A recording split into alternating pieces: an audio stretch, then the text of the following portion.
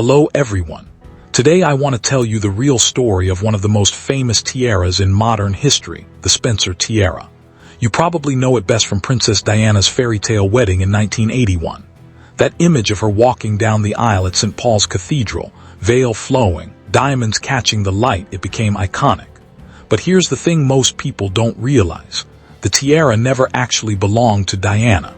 It was always a Spencer family heirloom, borrowed for special days. And its story goes back much further than 1981. Let's start at the beginning. The Spencer tiara we recognize today took shape in the 1930s, but its pieces have an even older history. Some elements, especially the ends, are said to trace back as far as the 18th century, possibly to a tiara owned by Frances Manby, Viscountess Montagu, around 1767. Family jewels often get passed around and remade like this in aristocratic circles. The central part that gives the tiara its romantic heart came as a wedding gift in 1919. Lady Sarah Isabella Spencer gave it to Lady Cynthia Hamilton on her marriage to Albert Edward Spencer, who would later become the 7th Earl Spencer. Cynthia was Diana's paternal grandmother. At first, it was more of a bandeau style, simpler. But in the 1930s, around 1937, the royal jewelers Garrard remodeled and expanded it using other family stones. They created the beautiful garland-style design we know. Flowing scrolls, star-shaped flowers, trumpet blooms, and that sweet heart motif in the center, all set with rose-cut, circular, cushion, and pear-shaped diamonds in gold. It's light, feminine, and full of movement, very different from the stiff, geometric royal tiaras. No wonder it felt personal. Cynthia wore it as a lady-in-waiting to the Queen Mother. It suited her role at court perfectly. But after her time, it stayed quietly within the family until the next generation. Now let us jump forward to the 1970s. Diana's father, John Spencer, 8th Earl Spencer, inherited the tiara from his parents. He had 3 daughters, Sarah, Jane, and Diana. All 3 would wear it on their wedding days, a lovely family tradition that started right here. Lady Jane Spencer was the first.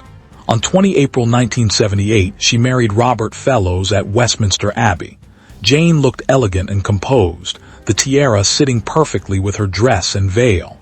Robert was then assistant private secretary to the Queen, so it was quite a high society wedding. They're still happily married today, with children and grandchildren. Lady Sarah Spencer, now Lady Sarah McCorquodale, followed 2 years later. On 17 May 1980, she married Neil McCorquodale in a village church near the Althorpe estate in Northamptonshire. Sarah, the eldest sister, chose the family tiara too. It was a more intimate country wedding, but the sparkle was the same. And then came Diana.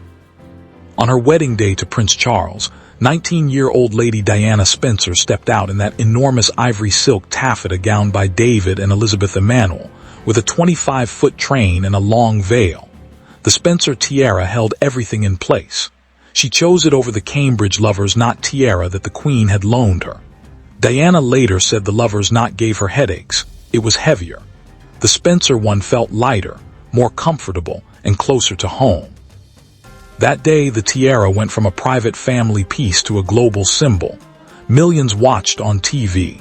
The romantic floral design, the way it caught the light as she smiled shyly, it matched the shy Di image perfectly.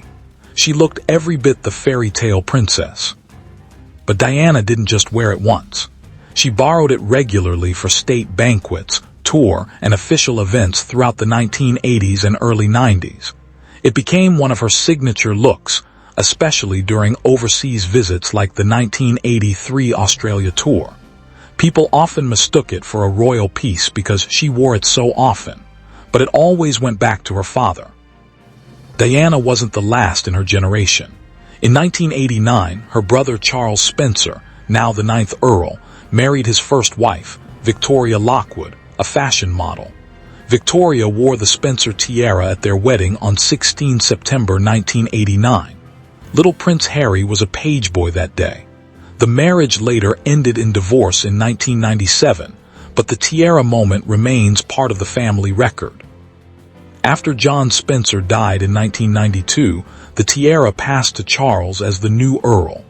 Following Diana's tragic death in 1997, it was kept safely and appeared in exhibitions about her life. Diana.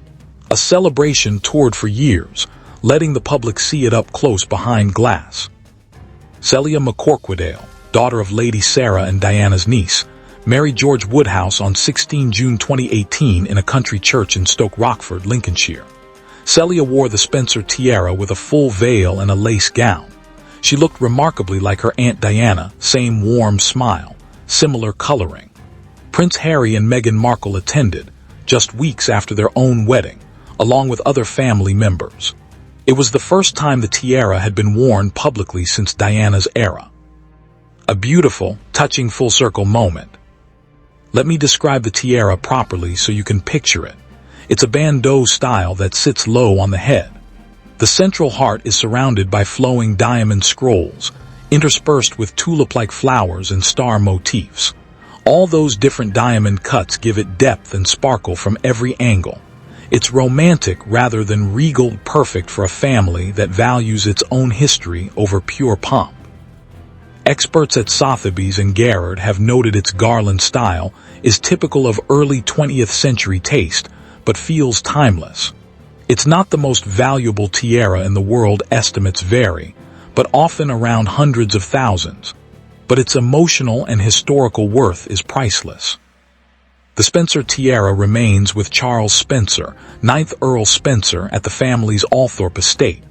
It's stored carefully, probably in a bank vault most of the time. Charles has daughters, Lady Kitty, Lady Eliza, and Lady Amelia, but none have worn it for their weddings so far. Kitty's 2021 wedding in Italy was lavish, but she chose other looks. The tiara, like the title and the estate, follows traditional inheritance. It will eventually pass to Charles's son, Louis Spencer, Viscount Althorpe. It stays firmly in the Spencer family line. There's no truth to rumors about it going to Princess Charlotte or anyone outside the direct Spencer heirs. It's not royal property, it never was. What makes the Spencer tiara so special isn't just the diamonds. It's how it connects generations of women in one family. From Cynthia in the early 20th century, to Jane and Sarah in the late 70s, Diana in 1981, Victoria in 1989, and Celia in 2018, each bride added her own chapter. Diana gave it global fame, but it was always bigger than one person. It represents continuity, family pride, and quiet elegance. In a world obsessed with royalty, this piece reminds us that some of the most touching stories belong to the families behind the headlines. Next time you see that famous photo of Diana on her wedding day, remember the sisters who wore it before her, the grandmother it was made for, and the niece who brought it back to life decades later. It's not just jewelry, it's living history. Thanks for watching. If you enjoyed this deep dive into royal and aristocratic history, let me know in the comments what other family jewels or stories you'd like to explore. Until next time, take care.